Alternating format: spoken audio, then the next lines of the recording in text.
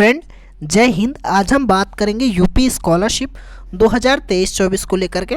Online आवेदन आप सभी को कैसे करना है, फ्रेश फॉर्म कैसे फिल करना है, कुछ गलतियां हैं जिन्हें आप लोगों को नहीं करना है। डिजी लॉकर में प्रॉब्लम आ रही है, बीए हो, बीएससी हो, एमएससी हो, बीटेक हो, किसी भी क्लास का फ्रेश फॉर्म फिल करना हो, एनपीसीआई वेरिफिकेशन कैसे करना है, इन सभी चीज़ों से रिलेटेड इस वीडियो में बात करेंगे। उससे पहले मैं आपको बताऊं कि अगर आप इस चैनल पर नए हो डियर स्टूडेंट, तो चैनल को सब्सक्राइब कर दीजिए, वीडियो को लाइक एंड शेयर कर दीजिए, जिससे आने वाली हर एक वीडियो आपको टाइमली मिलती रहे। और अगर आपने अभी तक टेलीग्राम चैनल को नहीं ज्वाइन किया है तो उसका लिंक आपको डिस्क्रिप्शन बॉक्स में मिल जाएगा, वहाँ से जाके आप ज्वाइन कर सकते हैं। सबसे पहले आपको क्या करना है, अगर आपके पास कोई भी ऐसी समस्या आती है यूपी स्कॉलरशिप से रिलेटेड, तो आपको जाना है अपने क्रोम ब्राउज़र पे, वहाँ पे सर्च करना है UPMSP डॉट स्पेस लगाना है। स्पेस लगाने के बाद में edu.com, सेम इसी तरह से आपको सर्च करना है। जैसे आप सर्च करोगे ऊपर आपकी साइट आ जाएगी, उस साइट पे आपको क्लिक करना है। सर्च करते ही आपका कुछ इस तरह का पेज ओपन हो जाएगा। यहाँ पे आपको यूपी स्कॉलरशिप से रिलेटेड हर एक अपडेट मिलती रहेगी। फॉर्म कैसे फिल करना है, हर एक लिंक आपको मिल जाएगी और आपको साइट की प्रॉब्लम नहीं होगी।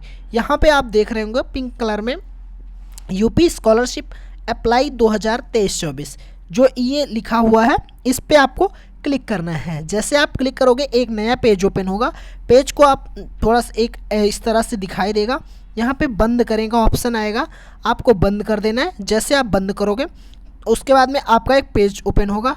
पेज को आपको थोड़ा सा स्क्रॉल डाउन करना होगा। जैसे आप नीचे जाओगे, अगर आप में इनवैलिड डिजी लॉकर रिस्पॉन्स का कोई ऐसा प्रॉब्लम है तो invalid digi locker response solution, इस वाली लिंक पे क्लिक करना है और डिजी लॉकर की ऑफिशियल वेबसाइट पे जा कर के अपना अकाउंट बनाना है, तो इस नीचे वाली लिंक पे क्लिक करना है। मान लीजिए मुझे जिनका फॉर्म फिल करना है वो post matric other than intermediate के स्टूडेंट हैं, तो करना क्या होगा कि यहाँ पे जो देखिए ये वाली साइट है post matric other than intermediate, उसके बाद एक ऑप्शन है फ्रेश लॉगिन, एक ऑप्शन है रिन्यूअल लॉगिन। तो आपको करना क्या होगा कि फ्रेश लॉगिन पे क्लिक करना होगा। जैसे फ्रेश लॉगिन पे क्लिक करोगे इस तरह का पेज ओपन हो जाएगा। यहाँ पे आप देख पा रहे होगे post matric other than inter लिखा हुआ है, फ्रेश लिखा हुआ है, रजिस्ट्रेशन नंबर डालना है, मोबाइल नंबर डालना है जो आपने रजिस्ट्रेशन करते टाइम पे डाला था, उसके बाद अपना पासवर्ड डालना है, कैप्चा डालना है, देन आपको सबमिट कर देना है। जैसे आप सबमिट करते हो तुरंत ही आपका क्या होगा कि कुछ इस तरह का पेज ओपन हो जाएगा आगे की ओर। तो आपको क्या होगा कि पेज ओपन हो जाएगा। पेज ओपन होते ही आपको वहाँ पे अपना जो भी डिटेल होगी यहाँ से फिर से फिल करके उसमें एडिट कर लेना होगा। जैसे मान लीजिए कि यहाँ पे आता है रजिस्ट्रेशन स्लिप प्रिंट करें। रजिस्ट्रेशन करना आप सभी को आता होगा, अगर रजिस्ट्रेशन करना नहीं आता है तो आप जा करके चैनल पर वीडियो होगी रजिस्ट्रेशन कैसे करें, आप देख लीजिएगा, या फिर आप सर्च कर लीजिएगा यूपी स्कॉलरशिप रजिस्ट्रेशन कैसे करें बाई सुपरफास्ट अयोध्या, आपको वीडियो मिल जाएगी। उस वीडियो को देख करके आप रजिस्ट्रेशन कर लीजिएगा। उसके बाद आता है डिजी लॉकर से सत्यापन करें। रजिस्ट्रेशन स्लिप प्रिंट करें के नीचे आता है डिजी लॉकर से सत्यापन करें। जैसे आप इस वाली पे क्लिक करते हो, क्लिक करते ही आपको इस तरह से आपका पेज ओपन होगा। यहाँ पे लिखा होगा click here for DigiLocker verification, blue colour की लिंक होगी, इस पर आप क्लिक करोगे। क्लिक करते ही आपका इस तरह का पेज ओपन हो जाएगा। यहाँ पे आपको क्या करना होगा कि जो डिटेल है वो डालनी होगी, उसके बाद कैप्चा डालना होगा, उसके बाद जनरेट OTP। अब इस बात का आपको विशेष ध्यान देना है कि फ़ोन से आपका नहीं होने वाला है। फ़ोन से इसलिए नहीं होगा क्योंकि ये चीज़ें जो होती हैं कैप्चा डालने का ऑप्शन ही नहीं आता है फ़ोन से। कैप्चा डालने के लिए आपको मतलब आपके पास अगर लैपटॉप है, कंप्यूटर है, तो ये डिजी लॉकर वेरिफिकेशन वाला प्रोसेस वहीं से करना है। यहाँ से जैसे आप डालोगे वहाँ से ले लेगा। उसके बाद जनरेट OTP आपके रजिस्टर्ड मोबाइल नंबर पे चली जाएगी। OTP सबमिट करना है, कैप्चा डालना है, देन आपको फिर से सबमिट OTP कर देना है। सबमिट OTP करने के बाद में आपका इस तरह से ओपन हो जाएगा। यहाँ पे क्या करना होगा कि आपको अपना मोबाइल नंबर डालना होगा, नेक्स्ट करना होगा। जैसे मोबाइल नंबर डाल के नेक्स्ट करते हो तुरंत आपका आधार नंबर मांगता है। आधार नंबर में आपको अपना 12 डिजिट का जो आधार नंबर होगा उसे डाल देना होगा, नेक्स्ट करना होगा। उसके बाद में आपके आधार से लिंक मोबाइल नंबर पे OTP जाएगी। OTP फिल करने के बाद में सबमिट OTP कर देना है। फिर क्या होता है डियर स्टूडेंट कि यहाँ पे आपको अपना सिक्योरिटी पिन बनाना होता है, 6 डिजिट का होता है। वो आप कुछ भी बना सकते हो जो भी आपको सूटेबल लगे, जो आपको हमेशा के लिए याद रहे। वो 6 डिजिट का आपको और यहाँ पे अपना सिक्योरिटी पिन बना लेना, डन कर देना, वो आपका पासवर्ड हो जाएगा डिजी लॉकर का, कभी भी आपके काम आएगा। फिर यहाँ पे क्या करना होगा, लॉगिन करने के लिए फिर से आपका इस तरह का पेज ओपन होगा। आधार पे चले जाएंगे, आधार डालेंगे, उसके बाद नेक्स्ट क्लिक करेंगे। नेक्स्ट क्लिक करते ही आधार, उसके बाद सिक्योरिटी पिन, साइन इन। जैसे आप साइन इन करोगे आपका इस तरह का पेज ओपन होगा। OTP आपके रजिस्टर्ड मोबाइल नंबर पे जाएगी, फिर OTP डाल के आपको सबमिट करना होगा। जैसे आप सबमिट करते हो, सबमिट करने के बाद यूज़र नेम बनाने का ऑप्शन आता है, यूज़र नेम बना के फिर से सबमिट कर देना। जैसे सबमिट होगा यहाँ पे सारी डिटेल ओपन हो जाएगी कि क्या आप वही, मतलब सारी डिटेल की कैसे कैसा है अलाउ कर देना है। यहाँ पे यूपी स्कॉलरशिप आपका जो आधार कार्ड है वो डिजी लॉकर से ले लेगी डायरेक्टली, तो यहाँ पे आपको अलाउ कर देना है। अलाउ करते ही इस तरह का पेज ओपन होगा। यहाँ पे क्या करना होता है डियर स्टूडेंट कि आपको अपना जो मोबाइल नंबर होता है, मोबाइल नंबर डालना होता है, उसके बाद में अपने यहाँ पे कैप्चा डालना होता है। मैं अभी बात और भी बताऊँगा कि जो एक प्रॉब्लम और आ रही है, पहले इस चीज़ को समझ लीजिए। यहाँ पे ये चीज़ डालने के लिए कैप्चा फिल हो जाता है सारा कुछ, फिर लिखता है इनवैलिड डिजी लॉकर रिस्पॉन्स। इसके लिए क्या हो रहा है कि आपको एक बार फिर से लॉग आउट हो जाना है, लॉग आउट होकर आपको लॉगिन करना है, लॉगिन करके करना है, फिर से आपका हो जाएगा। बट अगर नहीं होता है, मैक्सिमम लोगों का नहीं हो रहा है, डिजी लॉकर की प्रॉब्लम आ रही है, तो आप ट्राई करिए साइबर कैफ़े पे एक बार दिखा दीजिए। वहाँ उनके पास जो सर्वर होता है वो सर्वर एकदम ईजिली चलता है, उनके पास नेटवर्क प्रॉपर वे में चलता है, तो वहाँ पे क्या होगा कि आपका हो जाएगा। अगर वहाँ भी नहीं होता है कोई दिक्कत नहीं, वेट कर लीजिए। साइट जो है अभी प्रॉपर वे में नहीं चल रही है, वो अंडर मेंटेनेंस है। कुछ चीज़ें उसमें सही हैं, कुछ चीज़ें नहीं सही हैं, कोई किसी में कोई प्रॉब्लम आ रही, किसी में कोई प्रॉब्लम आ रही है, तो अभी प्रॉपर वे में चल ना रही है। तो इसके लिए क्या करना है, आपको वेट करना है। अगर सही हो जाता है तो ठीक है, नहीं सही होता तो अभी आप लोगों के पास 1 महीने 10 दिन है, आपके पास टाइम है, कोई दिक्कत नहीं है, आप लोग वेट कर लीजिए। उसके बाद जनरेट अगर हो जाता है तो जनरेट OTP करना है। बट पहले देखिए, पहले invalid digi locker response problem आ रही थी, बट जब से साइट अंडर मेंटेनेंस हुई है तब से यहाँ पे देख रहे होंगे लिख के आता है the remote server returned an error 403 for be done. इसका मतलब हो रहा है कि जो रिमोट सर्वर है, यानी जो स्कॉलरशिप का ये डिजी लॉकर का सर्वर है वो बिजी है एकदम, उसमें एरर आ जाता है, इसी वजह से वो इनवैलिड डिजी लॉकर रिस्पॉन्स वाली प्रॉब्लम आती है। ठीक है, अब उसी प्रॉब्लम को हटा करके ये इस तरह की प्रॉब्लम दिखाने लगी है। ठीक है, फिर आपका अगर ओपन हो जाता है तो OTP आपके उस मोबाइल नंबर पर चली जाती है, OTP डाल के कैप्चा डाल के सबमिट OTP कर देना है। जैसे आप सबमिट कर, देखिए मैंने इस 2 पेज को अलग से ऐड किया है केवल आप लोगों को बताने के लिए कि क्या आप लोगों का हो जाता है कि नहीं हो जाता है। किसी किसी स्टूडेंट का हो जाता है, मैंने कम से कम कुछ लोगों का ट्राई किया तो कुछ लोगों का तो हो जाता है, कुछ का नहीं होता, मैक्सिमम का नहीं हो रहा है। ठीक है स्टूडेंट, तो आप ट्राई करिए, अगर आपका हो जाता है तो गुड है, अगर नहीं होता तो आप एक बार साइबर कैफ़े पे दिखा लीजिएगा। वहाँ से भी नहीं होता है तो वेट कर लीजिएगा, जैसे स्टार्ट होगा होना मैं आपको इन्फॉर्म कर दूंगा। आपको यहाँ पे अपना OTP डालना है, कैप्चा डालना है, सबमिट OTP कर देना। जैसे सबमिट OTP करोगे तुरंत आपका इस तरह का पेज ओपन हो जाएगा। ठीक है, डिजी लॉकर से आपकी सारी डिटेल ओपन हो जाएगी।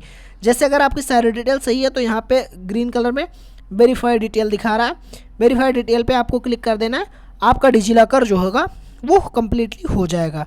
ठीक है, यहाँ पे देख पा रहे होंगे कि डिजी लॉकर से सत्यापन करें, टिक हो गया। अब आता है छात्रवृत्ति हेतु आवेदन पत्र भरें। आज मैं इस चीज़ को एकदम क्लियर बताऊंगा क्योंकि काफ़ी स्टूडेंट का कहना है कि किस किस चीज़ में क्या भरते हैं, तो एक एक कॉलम को लेकर के मैं बताने वाला हूँ। वीडियोज़ हो सकता है थोड़ी लंबी हो जाए, बट मैं एक एक कॉलम बताऊंगा क्योंकि काफ़ी स्टूडेंट ने काफ़ी क्वेश्चन पूछे हैं। उन्हीं सब चीज़ों को ऐड करते हुए सारा कुछ हम एक बार बता देंगे, बट मैं थोड़ा स्पीड में बताऊंगा। देखिए, अस्थाई पता में आपको ऊपर अपने गांव का नाम और तहसील, गांव का नाम लिखना है, नीचे आपको अपने तहसील का नाम और ब्लॉक का नाम लिखना है। अगर आपके पत्र व्यवहार का पता वही है तो आपको यहाँ पे टिक कर देना है। ठीक है, दूसरे नंबर ऑप्शन में कॉलम में। उसके बाद 4 नंबर कॉलम में क्या करना है कि आपको हाई स्कूल में आपका कितना प्राप्तांक था, यानी कितने नंबर का आपका एग्ज़ाम हुआ था। उसके बाद 5 नंबर में आपको भरना है कि आपने कितना नंबर हाई स्कूल में प्राप्त किया है। 7 नंबर में आपको भरना है कि आपने जिस कोर्स को कर रहे हैं, अगर BA है, BSc है, कुछ भी है, तो उसमें आप कब एडमिशन लिए थे। ठीक है, किस वर्ष मतलब किस डेट को एडमिशन लिए थे। एडमिशन की डेट आपको वही डालना है जो आपको पहली बार फीस रसीद मिली थी तो उसमें पड़ी हुई थी। अब बोर्ड में पंजीकरण क्रमांक ये आपको अपने कॉलेज में पता कर लेना है। उसके बाद पाठ्यक्रम का नाम क्या है यहाँ से सेलेक्ट कर लेना है। 11th है, 12th है, पोस्ट मैट्रिक है, अदर देन इंटरमीडिएट है। बोर्ड आपका कौन सा है, बोर्ड का नाम सेलेक्ट कर लेना है। उसके बाद में आपको बैंक का नाम सेलेक्ट कर लेना है। बैंक जनपद क्या है, ब्रांच क्या है सेलेक्ट करनी है। उसके बाद IFSC सेलेक्ट करना है। आपका नाम जो आपके पासबुक में नाम होगा वो देख लेना है, ठीक है। अपना अकाउंट नंबर डाल देना है।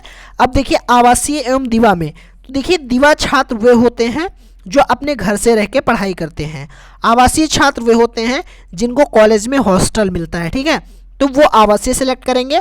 और जो अपने घर से रह के पढ़ाई कर रहे हैं वो दिवा सेलेक्ट करेंगे। अब आता है अनुमोदित वार्षिक नॉन रिफंडेबल अनिवार्य शुल्क, यानी आपकी जो फीस है वो 1 साल की कितनी फीस है वो अपने कॉलेज में पता करके कन्फर्मली उसके बाद में 16 नंबर ऑप्शन में वही डालनी है कि कितनी डालनी है, ठीक है। दिव्यांगता का प्रकार है अगर आप में, तो जो भी अगर आप में दिक्कत है उस चीज़ को यहाँ पे डिटेल एकदम डिटेल से भर देना है। उसके बाद में फिर क्या होता है कि यहाँ पे एक ऑप्शन आता है एक नया सा कि आप लोगों में कि क्या उसमें आगे की डिटेल होती है कि बैंक का नाम हो गया, ये चीज़ें हो गई। उसका अनुरक्षण भत्ता, क्या कुछ स्टूडेंट कहते हैं कि अनुरक्षण भत्ता छात्रवृत्ति यानी रुपए में, यानी पिछले वर्ष आपको छात्रवृत्ति कितनी मिली थी। मान लीजिए कि अगर आप BA फर्स्ट ईयर के स्टूडेंट हैं तो आपको 12th में कितनी स्कॉलरशिप मिली थी, अगर आप 12th के हैं तो 11th में कितनी मिली थी, उस चीज़ को आपको यहाँ पे लिखना है। उसके बाद लिखना है शुल्क रुपए में और आपकी फ़ीस जो है वो कितनी थी ये भी चीज़ भरना है। 19 के बी में, 19 के खा में ये भरना है कि आपकी फ़ीस कितनी थी और 19 के का में भरना है कि आपको कितनी स्कॉलरशिप मिले थे। गलत मत भरिएगा क्योंकि स्टूडेंट आपका जो डाटा होता है वो गवर्नमेंट UP स्कॉलरशिप का जो डिपार्टमेंट होता है उसके पास होता है। उसके बाद 20 के फर्स्ट में आता है गत वर्ष की कक्षा, यानी किस क्लास में थे आप गत वर्ष में, जो पिछला वर्ष था उसमें किस वर्ष में थे। गत वर्ष का परीक्षाफल यानी पास हैं या फिर प्रमोट हैं या फिर जो भी है मतलब बैक है, जो भी है यहाँ पे आपको सेलेक्ट कर लेना है। पूर्णांक क्या था ये भरना है, प्राप्तांक क्या था ये भरना है, प्रतिशत आपको देख लेना है, प्रतिशत आपका ऑटोमेटिकली लेगा तो ठीक है, अगर नहीं लेता है तो आपको अपना प्रतिशत भी भरना है। शिक्षण संस्थान का नाम क्या है वो भी भरना है। जैसे आप सारे डिटेल भरोगे उसके बाद कैप्चा कोड डालना है। जैसे आप कैप्चा कोड डालोगे फिर आप इस तरह के पेज पे आ जाओगे। यहाँ से आपको अपना जो अगर डिटेल लिखी हुई है ब्लू कलर में इसको अगर आप पढ़ना चाहते हो तो पढ़ के, अन्यथा की स्थिति में आपको टिक करके आप प्रमाणित करके उसके बाद आपको ब्लू कलर वाली सबमिट बटन पे क्लिक कर ग्रीन कलर वाली सबमिट बटन पे आपको क्लिक कर देना है। जैसे आप क्लिक करोगे कुछ इस तरह का पेज ओपन हो जाएगा, यानी आपका भर गया। अब आपको फ़ोटो अपलोड कर रहे हैं, जब तक आप फ़ोटो नहीं अपलोड करोगे तब तक पूर्ण नहीं माना जाएगा। फिर क्या होता है देखिए कोई दिक्कत ना होती है, आपको करना क्या होता है कि फिर कोई दिक्कत नहीं है, आपका जो फ़ोटो है वो ऑटोमेटिकली ले लेगा। यहाँ पे जो आपका दिखाता है ना कि फ़ोटो वाला ऑप्शन वो ऑटोमेटिकली ले लेगा। अब उसके बाद में आता है जब आप फ़ोटो पर अपलोड कर लेते हैं आवेदन पत्र को संशोधित करने वाला ऑप्शन आपको बाद में चाहिए। अब आता है आय एवं जाति प्रमाण पत्र हेतु, आय एवं जाति प्रमाण पत्र हेतु। तो इसमें क्या करना होता है कि कुछ नहीं करना, जैसे आय एवं जाति प्रमाण पत्र हेतु वाले पे क्लिक करोगे जैसे ऊपर वाला ऑप्शन वेरीफाई हो जाएगा तुरंत आपका नीचे वाला ओपन हो जाएगा, ठीक है। जैसे आप उस पर क्लिक करोगे कुछ इस तरह की डिटेल ओपन हो जाएगी। यहाँ पे आपको अपना आवेदन फॉर्म संख्या डालना है, आवेदन प्रमाण पत्र क्रमांक डालना है, कैप्चा डालना है, सबमिट डालना है। जैसे आप सबमिट करोगे, सबमिट करते ही क्या होगा डियर स्टूडेंट कि यहाँ पे इस तरह का पेज ओपन हो जाएगा, ठीक है। इस तरह का यहाँ पे जो डिटेल होगी उसको आपको वेरीफाई इनकम डिटेल कर लेना है। वेरीफाई इनकम डिटेल करते ही आपका कुछ इस तरह का पेज ओपन होगा। यहाँ पे आपको अपना फिर से जाति की जो डिटेल होगी जाति की डिटेल डाल करके उसके बाद सबमिट कर देना है। सबमिट करते ही आपका कुछ इस तरह का पेज ओपन होगा, ठीक है। अब वो हो जाएगा जैसे आपका आय एवं जाति प्रमाणीकरण वेरीफाई हो जाएगा तुरंत आपका क्या हो जाएगा आधार प्रमाणीकरण वाले पे आ जाएंगे। आधार प्रमाणीकरण वाले में आपको इस बात का विशेष ध्यान देना होगा, ये गलती आपको बिल्कुल नहीं करनी है। अगर आप ये गलती करोगे तो आपको पछताना पड़ सकता है, फॉर्म ब्लॉक हो सकता है। इसमें क्या होता है कि आपको 3 चांस मिलते हैं आधार ऑथेंटिकेशन के लिए और 3 चांस मिलते हैं आपको प्रमाणीकरण के लिए यानी OTP ऑथेंटिकेशन के लिए। आपको अपना आधार नंबर डालना है, टिक करना है, कैप्चा कोड डालना है, सबमिट करना है। जैसे आप सबमिट करते हो आपको डेमोग्राफिक ऑथेंटिकेशन हो जाता है। डेमोग्राफिक ऑथेंटिकेशन होने के बाद में आपका OTP ऑथेंटिकेशन होता है, ठीक है, वो भी चीज़ें हो जाती हैं तुरंत। और जैसे देखिए आधार ऑथेंटिकेशन और ये होने के बाद में टिक होगा, आपका NPCI वेरीफाई हो जाएगा। किसी स्टूडेंट का NPCI वेरीफाई नहीं होता। NPCI अगर नहीं वेरीफाई हो रहा है तो आपको NPCI वेरीफाई सत्यापन हेतु वाले पे क्लिक करना है ग्रीन कलर में। उस टाइम आपको NPCI वेरीफाई मॉर्निंग टाइम में करना है, वो सुबह 7 बजे के पहले, ठीक है, उस टाइम पे सर्वर आपका चल रहा होता है। तो वहाँ पे जा कर के NPCI वेरीफाई पे क्लिक करना है। उसमें ग्रीन कलर में आता है चेक स्टेटस पे आपको 1-2 बार क्लिक करना है, आपका NPCI वेरीफाई हो जाएगा। फिर अगर आप यूपी बोर्ड के हैं तो आपका वो नेक्स्ट ऑप्शन जो है CBSE बोर्ड रोल नंबर प्रमाणीकरण हेतु, CBSE बोर्ड रोल नंबर प्रमाणीकरण हेतु वाले पे ऑटोमेटिकली टिक हो जाएगा। और अगर आप CBSE बोर्ड के हैं तो रोल नंबर आपको डाल करके अपना रोल नंबर वेरीफाई करवा लेना है, ठीक है। उसके बाद में आपको जांच हेतु प्रिंट करना है। जैसे जांच हेतु प्रिंट करोगे सारी डिटेल डियर स्टूडेंट ओपन हो जाएगी। मैच कर लेनी है सारी जितनी आपने भरी है, क्या वो सब चीज़ें सही हैं। अगर वो आपकी डिटेल सही होती है तो आपको प्रिंट आउट निकाल करके सेव करके अपने कॉलेज में चेक करवा लेना है। वो चेक करवाने के बाद में अगर कॉलेज वाले कहते हैं सब कुछ ठीक है तो कोई दिक्कत ना है, फिर उसके बाद में आपको जांच के उपरांत आवेदन पत्र को सबमिट करें वाले पे क्लिक कर देना है। 24 घंटे बाद आपके प्रिंट आउट निकल आएंगे। इसमें 3 दिन लिखा है लेकिन आपके 24 से 36 घंटे बाद निकल आएंगे। अगर कोई गलती होती है तो एक ऑप्शन है आवेदन पत्र को संशोधित करें। इस पे जा करके जो डिटेल आपकी गलत होगी उसको आपको सही कर लेना है। बाकी अगर आपको फॉर्म भरने में कोई और प्रॉब्लम आ रही है किसी चीज़ की कि किस कॉलम में क्या भरेंगे, तो उस कॉलम में आपका क्या लिखा हुआ है उस चीज़ को आप भर के पूछ लीजिएगा, मैं आपको इन्फॉर्मेशन दे दूंगा। बहुत सारे स्टूडेंट का कहना था कि अनुरक्षण भत्ता में क्या भरेंगे, तो अनुरक्षण भत्ता में आपको वही चीज़ डालनी है जो मैंने बताया कि आपकी फ़ीस कितनी थी और आपको कितने स्कॉलरशिप गवर्नमेंट के द्वारा मिले हैं बीते वर्ष में, ठीक है स्टूडेंट। तो इन तरह की चीज़ों को आपको फिल करना है। बाकी अगर आपको कोई प्रॉब्लम आ रही है तो एक बार आप मुझसे कमेंट करिएगा, मैं आपको रिप्लाई दूंगा, कोशिश करूंगा कि मैं आपको रिप्लाई दे दूंगा। मैं आप सभी का कमेंट हर एक का कमेंट पढ़ लेता हूं, बट हाँ डियर स्टूडेंट रिप्लाई देने में थोड़ा पॉसिबल नहीं हो पाता क्योंकि टाइम नहीं मिल पाता, बट मैं उसी टॉपिक पे आपको वीडियो प्रोवाइड करवा देता हूं। तो आप लोग वीडियो देख लिया करिए। हर एक वीडियो में आप लोगों के जो क्वेश्चन होते हैं हर एक स्टूडेंट के क्वेश्चन सॉल्व कर देता हूँ। ओके स्टूडेंट, तो मैं आशा करता हूँ कि ये वीडियो आपके लिए इन्फॉर्मेटिव रही होगी। अगर इन्फॉर्मेटिव रही है तो वीडियो को लाइक करें, शेयर करें, जिससे आने वाली हर एक वीडियो आपको टाइमली मिलती रहे। बाकी अगर आपको कोई प्रॉब्लम होती है तो कमेंट करके ज़रूर पूछिएगा, और अगर ज़्यादा प्रॉब्लम होती है तो आप मुझसे इंस्टाग्राम पे कॉन्टैक्ट कर सकते हैं। इंस्टाग्राम अकाउंट है सुपरफास्ट अयोध्या के नाम से, सेम चैनल का लोगो लगा हुआ है। आपको 24 से 48 घंटे में उस पर रिप्लाई मिल जाएगा, क्योंकि मैं उस इंस्टाग्राम पे हमेशा एक्टिव नहीं रहता, बट हाँ मैं आपको रिप्लाई दे दूंगा जैसे ही टाइम मिलेगा, ठीक है स्टूडेंट। तो मैं आशा करता हूँ ये वीडियो आपके लिए हेल्पफुल रही होगी। अगर हेल्पफुल रही तो लाइक करें। Okay student, thank you for watching this video में बने रहने के लिए धन्यवाद।